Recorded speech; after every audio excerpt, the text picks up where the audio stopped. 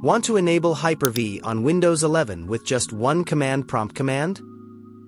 Click the Start button and search for CMD. Right-click Command Prompt and choose Run as Administrator. Click Yes if prompted by User Account Control. Type the following command as displayed on the screen.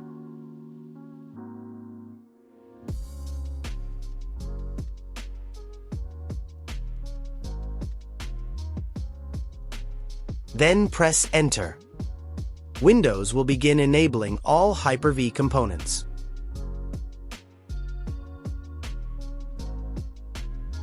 This may take a few minutes depending on your system.